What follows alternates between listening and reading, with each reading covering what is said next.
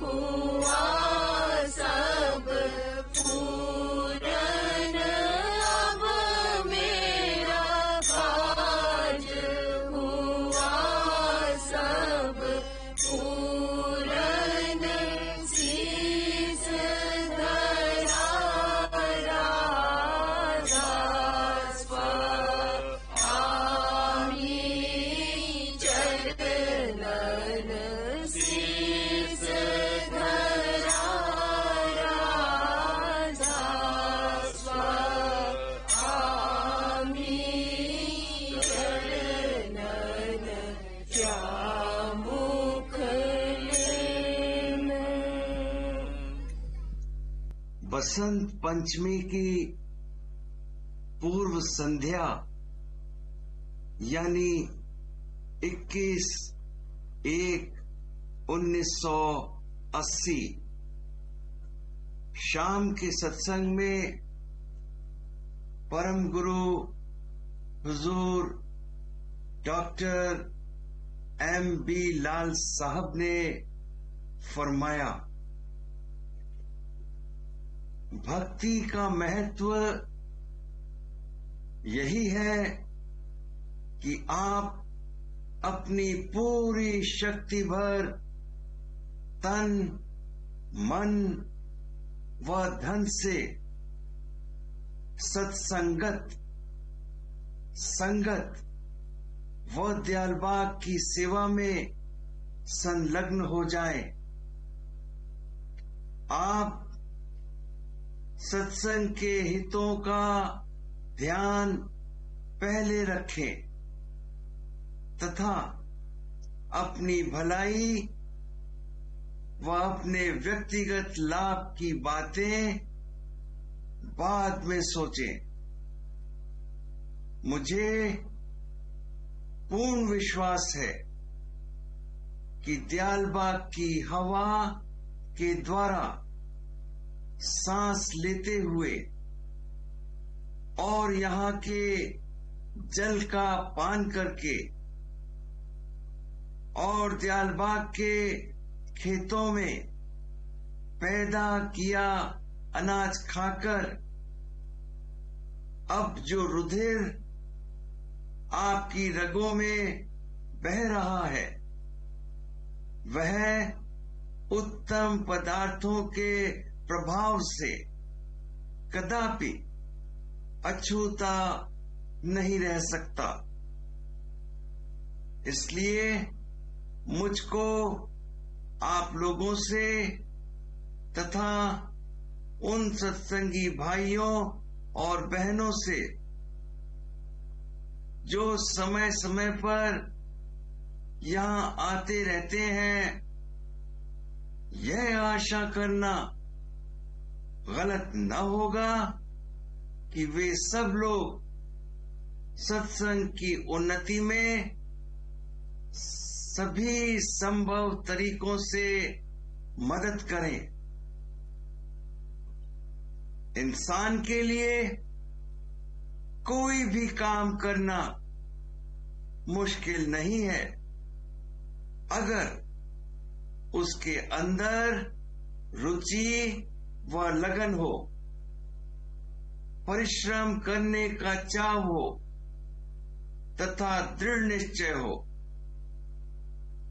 अगर आप दृढ़ होकर लगन और मेहनत के साथ काम करेंगे तो ऐसा कोई काम नहीं है जो आप सफलता के साथ पूरा न कर सके, बशर्ते कि आपको इस बात का पूर्ण ज्ञान हो कि जो भी सेवा कार्य आप कर रहे हैं वह आपकी शक्ति व योग्यता से नहीं हो रहा है, बल्कि सर्वशक्तिमान पिता की दया व मेहर व उनकी मदद से कामयाब हो रहा है। दीनता का यह अंग आपके अंदर होना अति आवश्यक है। और यदि आप ऐसी दीनता के साथ कार्य करेंगे तो सफलता निश्चय रूप से आपके चरण चूमेगी। मैं इस विषय में और अधिक न कहूंगा, क्योंकि मैं समझता हूं कि आप मतलब को भली प्रकार समझ गए हैं।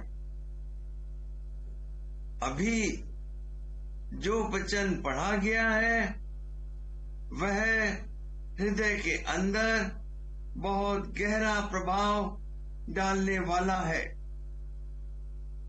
परंतु जो कुछ सुझाव मैं आपको देना चाहता हूं वह यही है कि आप सत्संग की सेवा में अपनी सारी ताकत के साथ लग जावें और सेवा करने में अपनी तरफ से कतई कोई कसर न रखें।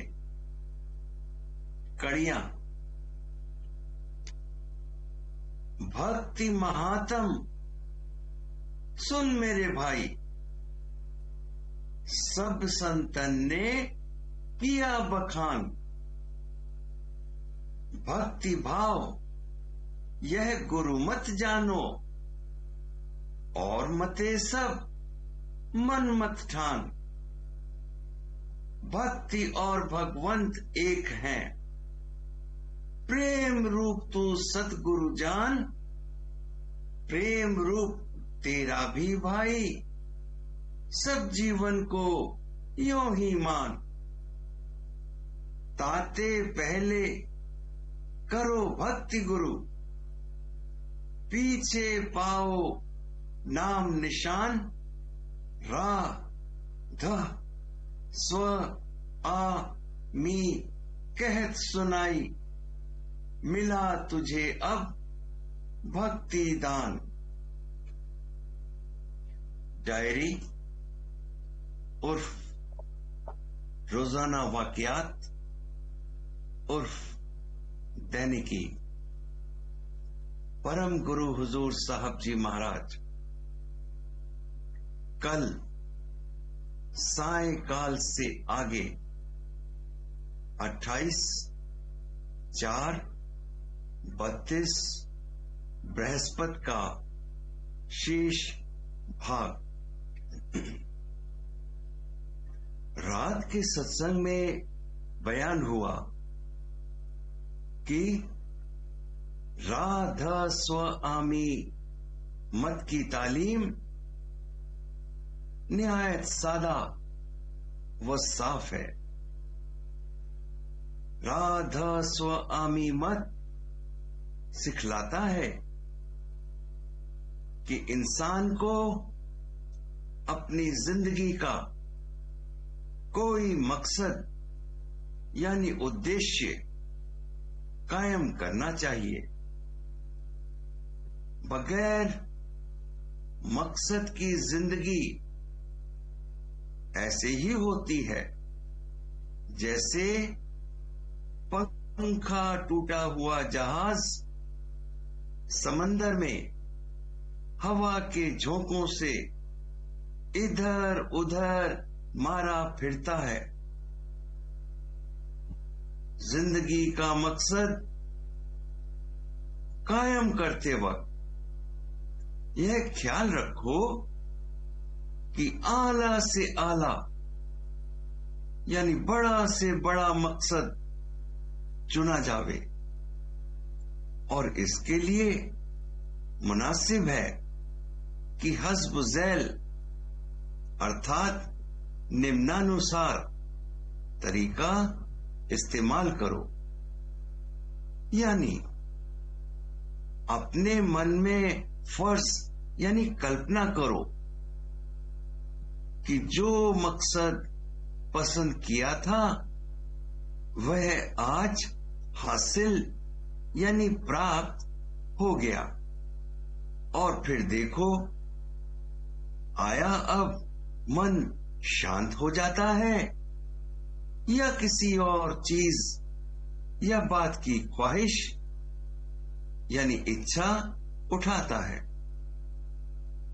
अगर मन शांत हो जाता है तो चुनाव दुरुस्त है, और अगर किसी और चीज या बात की ख्वाहिश उठाता है तो उस चीज या बात को ही मकसदे जिंदगी बनाओ। मसलन यानी उदाहरण स्वरूप आप गवर्नर बनना अपनी जिंदगी का उद्देश्य कायम करते हैं। अब फर्ज करो कि आप गवर्नर बन गए। मन से दरियाफ्त करो कि अब क्या कहता है। मन यही कहेगा, वायसराय बनते तो बेहतर होता। इससे जाहिर है कि गवर्नर बनने का ख्याल नादुरुस्त यानी त्रुटिपूर्ण था। अगर गवर्नरी के बाद वायसराय बनने की सूझती है तो पहले ही वायसराय बनने का फैसला क्यों न किया जावे। गर्जे की इस तरीके से आप बआसानी यानी सरलता पूर्वक अपने लिए मुनासिब मकसदे जिंदगी चुन सकते हैं। राधा स्वामी मत यह सिखलाता है कि इंसान के लिए सबसे आला मकसदे जिंदगी सच्ची आजादी है। यानी इंसान यह इरादा करे कि उसकी आत्मा यानी सूरत शरीर व मन की कैदों से कतई अर्थात पूरी तरह आजाद हो जावे। इस गति के हासिल होने पर शरीर व मन न रहने से शारीरिक व मानसिक सभी दुखों का खात्मा हो जाएगा और सूरत के निज खवास यानी गुणों यानी सत्यता, चेतनता, आनंद, प्रकाश बेरोक अपना इजहार करेंगे यानी प्रकटन करेंगे। गर्जे की यानी अर्थात आपकी यह हालत होगी कि किसी किस्म के दुख क्लेश आपको नहीं व्याप सकता। आप शरीर व मन संबंधी भूख प्यास, बीमारी, बुढ़ापा, काम, क्रोध, लोभ, मोह वगैरह सब झगड़ों से कतई आजाद हैं और सत चित आनंद रूप जिंदगी बसर यानी व्यतीत कर रहे हैं।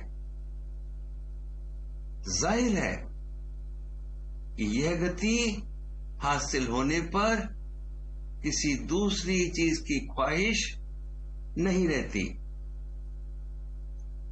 अब यह सवाल होता है कि इस मुद्दा के हुसूल के लिए अर्थात उद्देश्य के प्राप्ति के लिए क्या तरीके अमल यानी कार्य पद्धति इस्तेमाल की जावे। इसका जवाब भी सहल है। राधा स्वामी मत बतलाता है कि किसी ऐसे पुरुष की शरण या शागिर्दी अख्तियार करो अर्थात शिष्य बनो, जिससे यह गति प्राप्त हो। अव्वल उसकी तलाश करो और मिल जाने पर उनकी शरण अख्तियार करके उनकी हिदायत के बमुजिब अमल करो, अर्थात हिदायत के अनुसार कार्य करो, और एक दिन अपनी जिंदगी का मकसद हासिल करके हमेशा कायम रहने वाली खुशी का लुत्फ यानी आनंद उठाओ।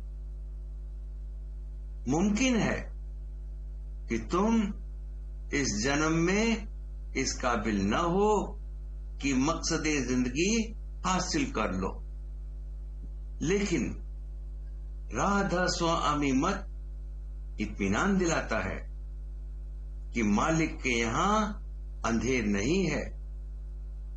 जिनका काम एक जन्म में अधूरा रह जाता है, उन्हें आइंदा मुनासिब जन्म व मौका मिलता है और वह उस जन्म में कामयाब हो जाते हैं।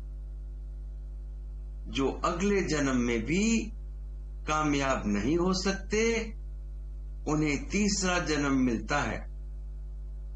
गर्ज की एक दिन हर शौकीन को अपने इरादे में कामिल यानी पूरी कामयाबी हासिल होती है।